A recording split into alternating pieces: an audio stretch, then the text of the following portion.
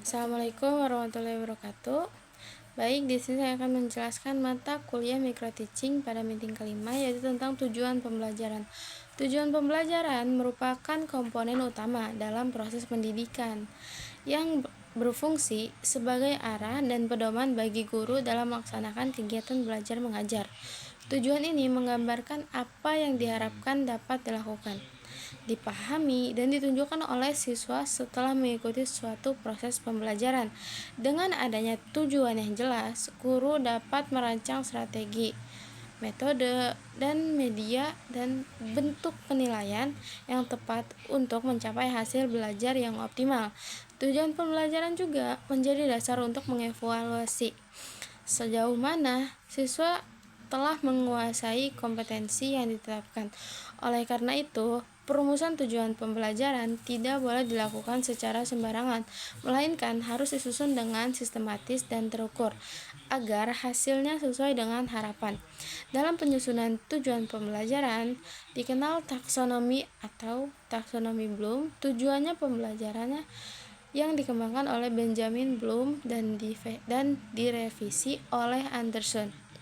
Taksonomi ini membagi tujuan pembelajaran ke dalam 3 ranah utama, yaitu kognitif, afektif, dan psikomotor. Ranah kognitif berkaitan dengan kemampuan berpikir dan kemampuan pengetahuan intelektual siswa, yang terdiri dari 6 tingkatan berpikir, mulai dari yang paling sederhana hingga kompleks, yaitu mengingat, memahami, menerapkan, menganalisis, mengevaluasi, dan mencipta. Semakin tinggi tingkat kognitifnya, semakin dalam pula proses berpikir yang diperlukan. Ranah afektif berkaitan dengan sikap, nilai, minat, dan serta respon emosional siswa dalam pembelajaran,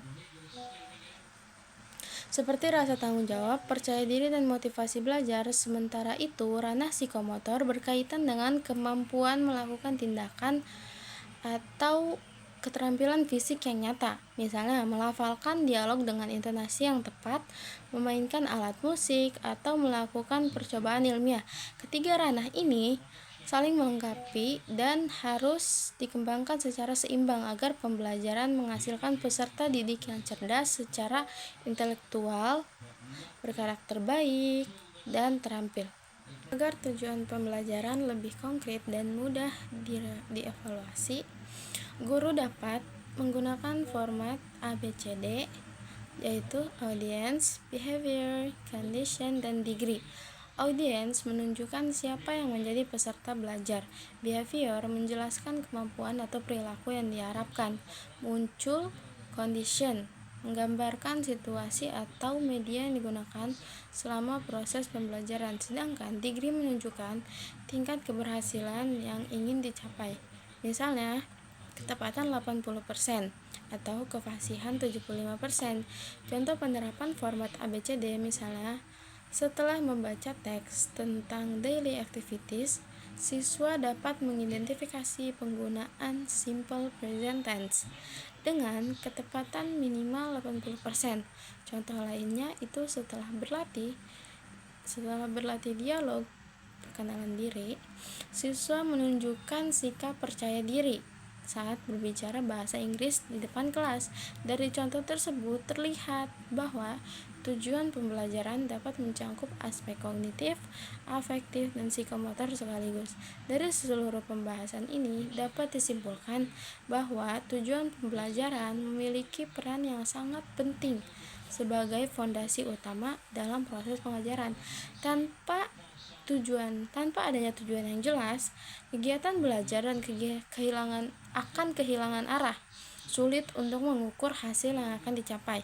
Tujuan pembelajarannya membantu guru dalam menentukan langkah-langkah strategis, mengatur alokasi waktu, memilih media yang sesuai, serta melakukan evaluasi dengan lebih objektif.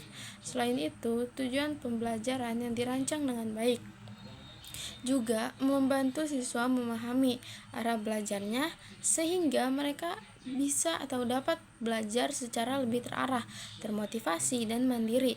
Dengan demikian, penyusunan tujuan pembelajaran bukan hanya sekedar formalitas administrasi, tetapi merupakan proses penting untuk memastikan keberhasilan dan kualitas pembelajaran di setiap satuan pendidikan.